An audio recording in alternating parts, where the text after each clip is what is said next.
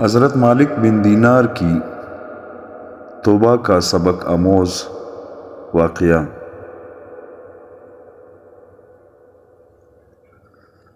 مالک بن دینار رحمۃ اللہ علیہ سے ان کی توبہ کا سبب پوچھا گیا تو انہوں نے کہا، میں ایک سپاہی تھا اور شراب کا رسیا تھا۔ میں نے ایک نفیس باندی خریدی اور وہ میرے دل میں خاص مقام کی مالک بن گئی۔ اس سے میری ایک بچی پیدا ہوئی۔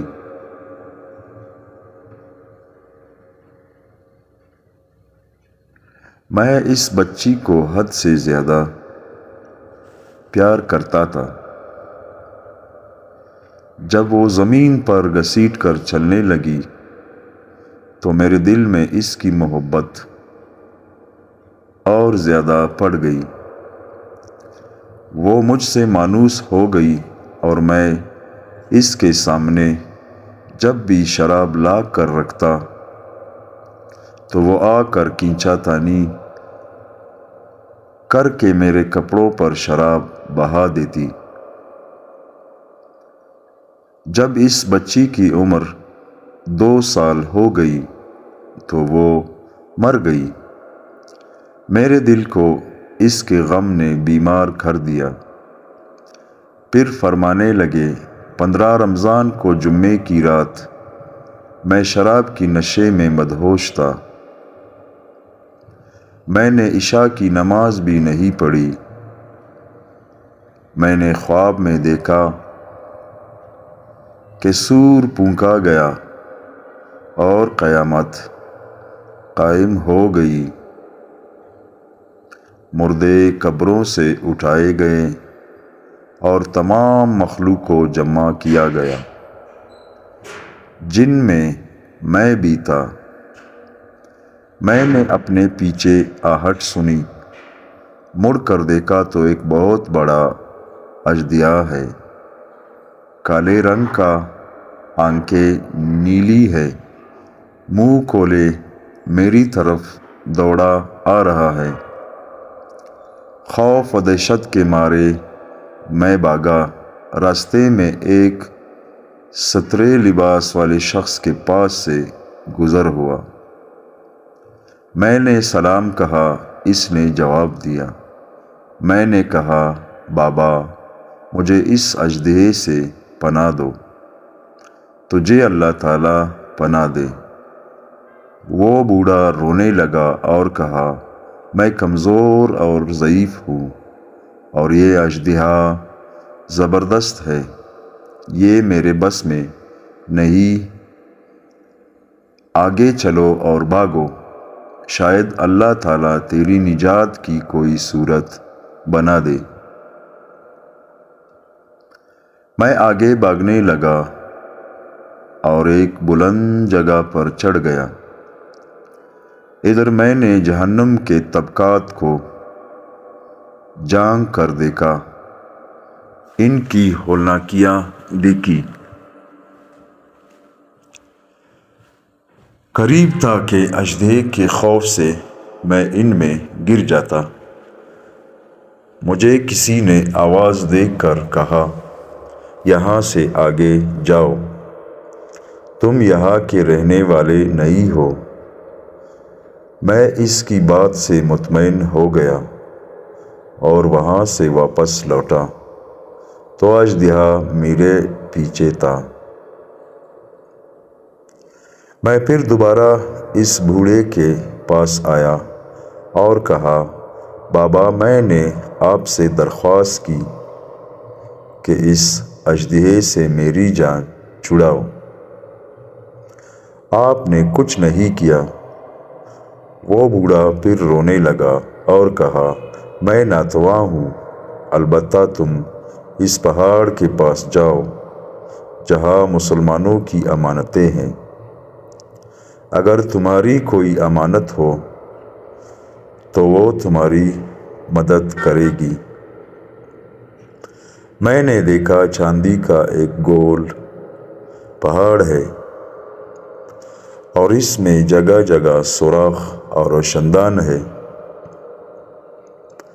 اور پردے لٹکے ہوئے ہیں۔ ہر روشندان پر سونے کے دوپٹے ہیں اور ان کے قبضے یاقوت کے ہیں اور آرائش موتیوں کی۔ ہر پٹے پر ایک ریشمی پردہ ہے۔ جب میں نے پہاڑ کی طرف نظر دوڑائی تو فوراً اس کی طرف بھاگا اور اژدہا میرے پیچھے تھا۔ جب میں پہاڑ کے قریب پہنچا تو ایک فرشتے نے آواز دی، پردے ہٹاؤ، دروازہ کھول دو اور سیدھے کھڑے ہو جاؤ، شاید اس حاجت مند کی یہاں کوئی امانت ہو جو اسے اس کے دشمن سے نجات دلائے۔ میں نے دیکھا پردے ہٹ گئے اور دروازے کھل گئے اور ان روشندانوں سے بہت سارے بچے میری طرف جھانکنے لگے۔ ان کے چہرے چاند کی مانند تھے۔ اسی دوران اژدہا بھی میرے نزدیک پہنچ چکا تھا۔ میں اس وقت حیران رہ گیا جب ان میں سے ایک بچے نے چلا کر کہا، اے سب آؤ، اس کا دشمن اس کے قریب آ گیا۔ چنانچہ وہ جوک در جوک کھڑے ہو کر جھانکنے لگے۔ اچانک میری وہ بچی جو مر چکی تھی وہ بھی ان کے ساتھ جھانک رہی ہے۔ جب اس نے مجھے دیکھا تو رونے لگی اور کہا، ہائے، یہ تو میرا باپ ہے۔ پھر اس نے نور کے جھرمٹ میں تیر کی تیزی کے ساتھ چھلانگ لگائی اور میرے سامنے آ کر کھڑی ہو گئی۔ اس نے اپنا بایاں ہاتھ میری طرف بڑھا کر میرا دایاں ہاتھ پکڑ لیا اور اپنے دائیں ہاتھ کو اژدہے کی طرف بڑھا دیا تو وہ بھاگ گیا۔ پھر اس نے مجھے بٹھایا اور میری گود میں بیٹھ گئی اور اپنے دائیں ہاتھ سے میری داڑھی پکڑ کر کہا، اے ابا جان، کیا مومنوں کے لیے وہ وقت نہیں آیا کہ ان کے دل اللہ کے ذکر کے لیے جھک جائیں؟ میں رونے لگا اور کہا، اے بیٹی، تم لوگ بھی قرآن کو جانتے ہو۔ اس نے کہا، ہم تو تم سے بھی زیادہ قرآن کو جانتے ہیں۔ میں نے کہا، اژدہے کے بارے میں تو کچھ بتاؤ جو مجھے ہلاک کرنے کے درپے تھا۔ اس نے کہا، وہ تیرا برا عمل ہے جس کو تو نے طاقتور بنایا اور وہ تجھے جہنم کی آگ میں ڈبونا چاہتا ہے۔ میں نے کہا، اس گھوڑے کے بارے میں بتاؤ جو راستے میں ملا۔ اس نے کہا، وہ تیرا نیک عمل ہے جسے تو نے اتنا کمزور کر دیا کہ اب وہ برے عمل کا مقابلہ نہیں کر سکتا۔ میں نے کہا، اے بیٹی، تم اس پہاڑی میں کیا کرتی ہو؟ اس نے کہا، ہم سب مسلمانوں کے بچے ہیں، ہم یہاں قیامت تک رہیں گے۔ تمہارے انتظار میں ہے۔ جب تم آؤ گے تو ہم تمہاری سفارش کریں گے۔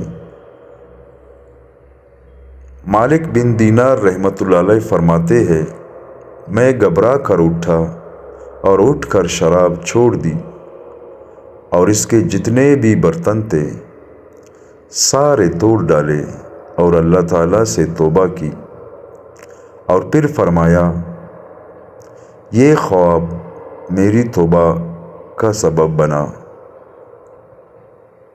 حاصل معلوم ہوا کہ اولاد اگر بچپن میں فوت ہو جائے تو مایوس نہیں ہونا چاہیے، بلکہ اللہ کی مرضی پر راضی رہنا چاہیے، کیونکہ یہی نابالغ اولاد آخرت میں کام آنے والی ہے۔